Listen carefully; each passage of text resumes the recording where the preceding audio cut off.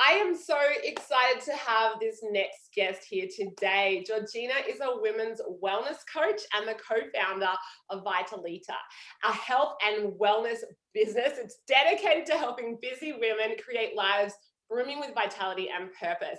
And I don't know if I pronounced that right. I get psyched out all the time, but welcome, Georgina. Thank you for being with us. Oh, thank you for having me, Emma. And look, you wouldn't be the first person to get the pronunciation wrong. It's actually Vitalita. It's the Italian word for vitality. But yeah. Beautiful. I'm sure there's an awesome story behind that as well. So tell us a little bit about how you came to be in your current roles and how you came to care about things like burnout and exhaustion. Why? Yeah. So why indeed? I never set out to run a business. After university, I spent almost a decade working in London's museum and gallery sector before I moved into cultural policy and management. And Wow. like so many people watching this, I'm sure will resonate with. Yeah. I actively sought out more responsibility, more money, and more opportunities to advance my career because Mm, those were my markers of success. That's what we're told is important, right?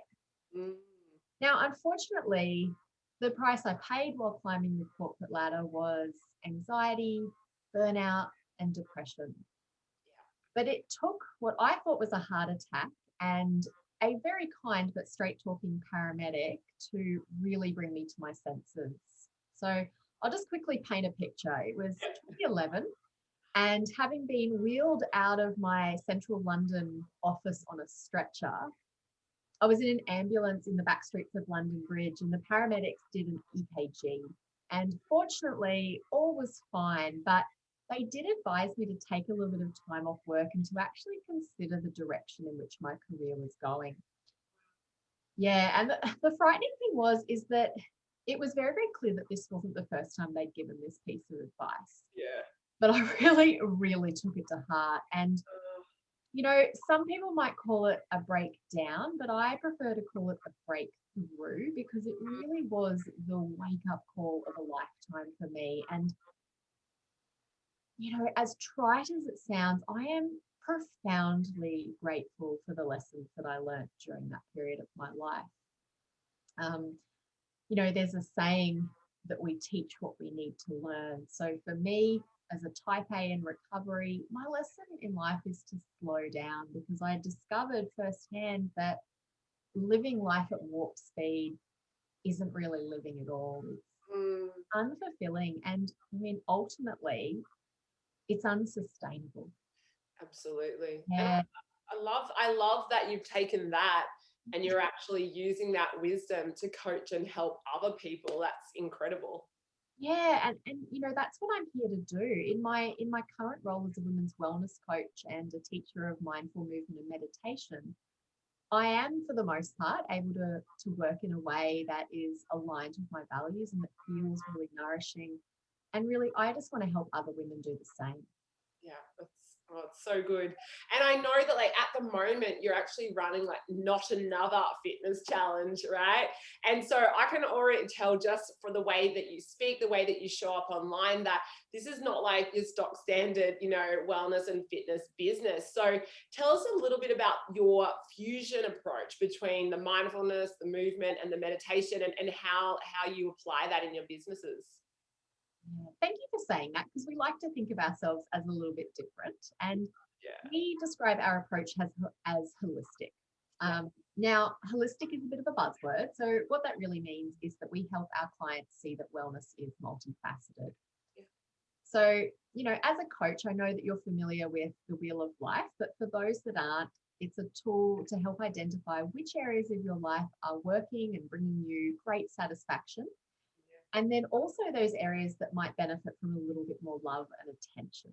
Mm, Now, health is generally just one component of this wheel, but in my mind, it really underpins every other area and it affects the way that you show up in the world, whether that's your career, your family, your relationships.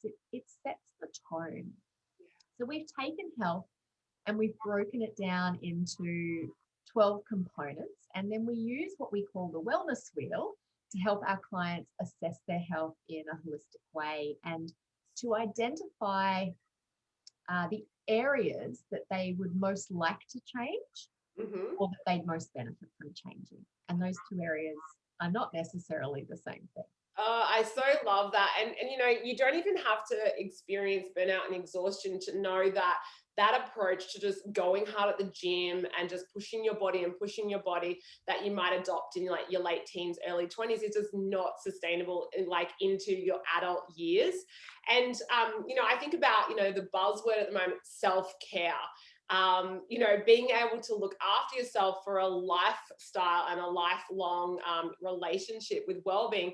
What does it mean to you, self-care, and how do you practically support clients in navigating that? Yeah.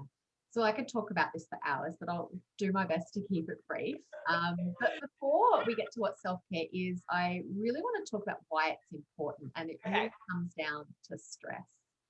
You know, Yeah. so as much as we might like it, stress isn't going to magically go away. So we need tools and strategies to help manage our response to it. And that's where self-care comes in. Okay. So we see on self-care, you know, if you look at the self-care hashtag, it's all about bubble baths and face masks and mani-pedis. And those things are fine. And they absolutely have their place. But I also understand why busy women just roll their eyes in response to this kind of thing. Yeah. So what I want to share is actually that there are hundreds of inexpensive and uncomplicated ways to look after yourself. You know, it could be as simple and dare I say radical as actually taking your lunch break. You know, yeah, I know, revolutionary, right? Taking 15 minutes away from your desk to eat your lunch and maybe even get some fresh air.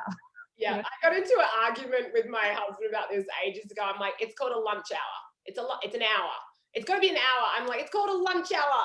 It's a lunch hour. And he was like, oh, I've never taken more than 5 minutes. And I'm like, this needs to change. Yeah, and for so many people, there's a lot of guilt and shame associated with actually, you know, taking a lunch break. So, So good.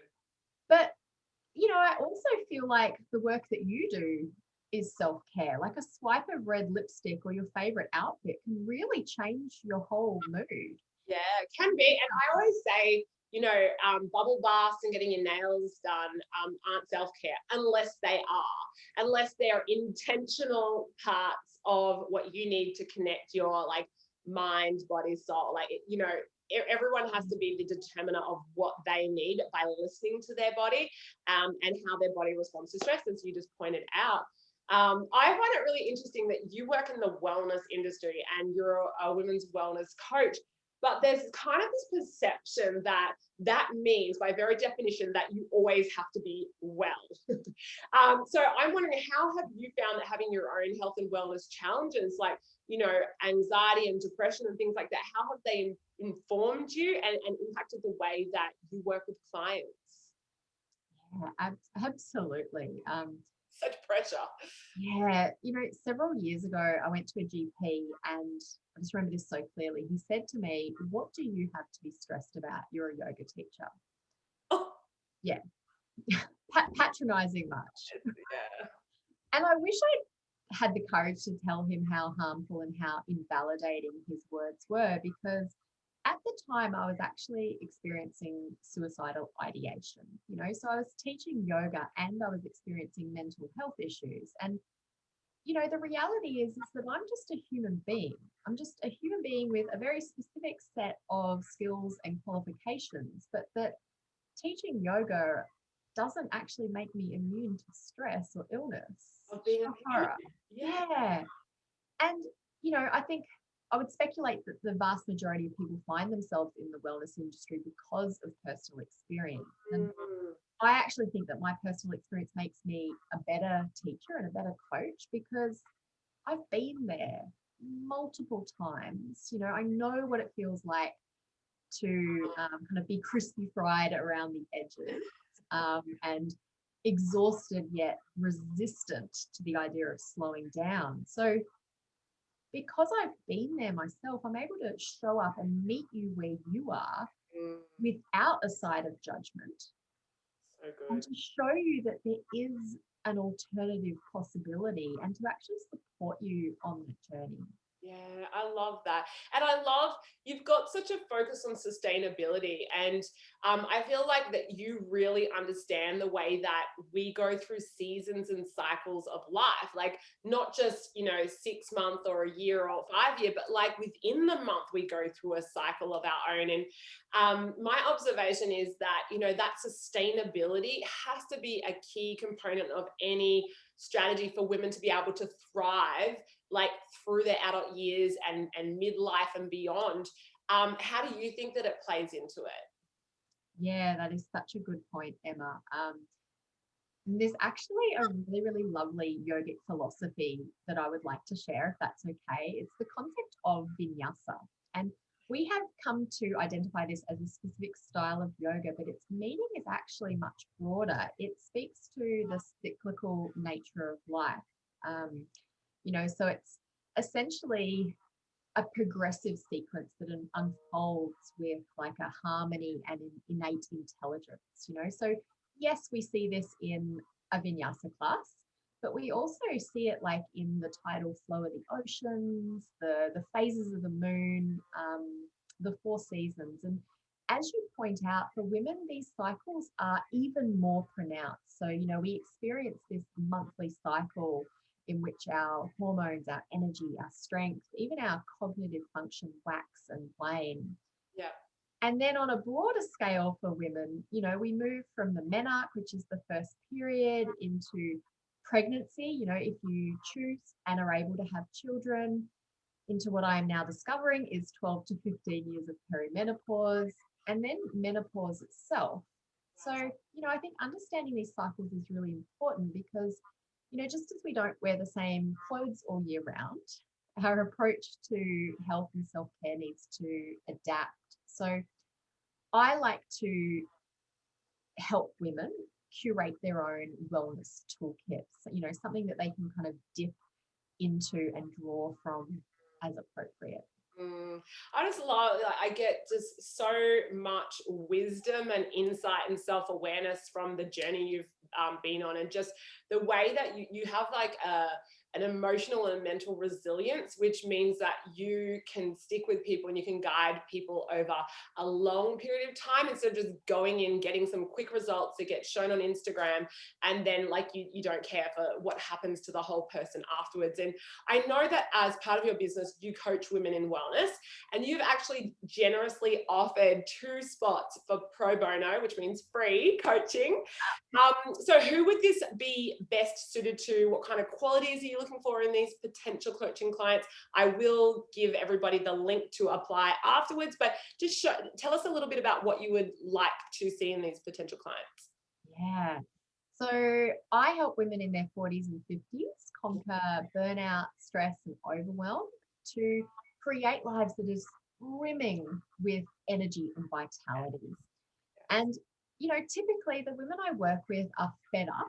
They know that things need to change, and maybe they've been kind of tinkering around the edges for a little while. They might have tried to make some changes themselves, but they're just not getting the results that they desire. So, I'm not going to lie, coaching can be a really challenging journey, and I am looking for women who are prepared to show up and take radical responsibility for their lives. Buzzword, that's it, radical. Yes. So women who are prepared to reflect on what is, but also what isn't working, and who are committed to doing the inner work, not just the outer work required to create change, because you talk about, instant results. There's no such thing as a quick fix. You know that, I know that, and I think deep down everyone watching this knows that. So yeah, if that resonates, if that sounds like you, I would love to have a little chat about what's going on for you, what you would like to get out of coaching, and essentially, get to know each other a little bit better and see if we're a good match. And then if it's a hell yes from both of us, we get So good. I love that. I love that approach. So tell us, where do you hang out online? How can we connect with you if people want more of all of this good stuff that we've just been talking about? Yeah. So I'm a very visual person. I like to hang out on Instagram at Vitalita Health. Yep. please don't just lurk. Any friend of Emma's is a friend of mine. So come and say hello to me and also to my incredible husband, Sam, who I run Vitalita with. In the background there, I think I see him with a medicine. Oh, yeah. Yeah. Hey, Sam. Awesome. Well, I will connect people. I'll drop the links so that people can actually just click on them and get straight in touch with you. But thank you so much for your time, Georgina. I really appreciate your insights and the way that you've taken your own experiences and challenges and you've produced something that is more than the sum of its parts so that you can actually give back to others and help them thrive. Oh, thank you so much, Emma. It's just a pleasure. Amazing. Bye. Okay.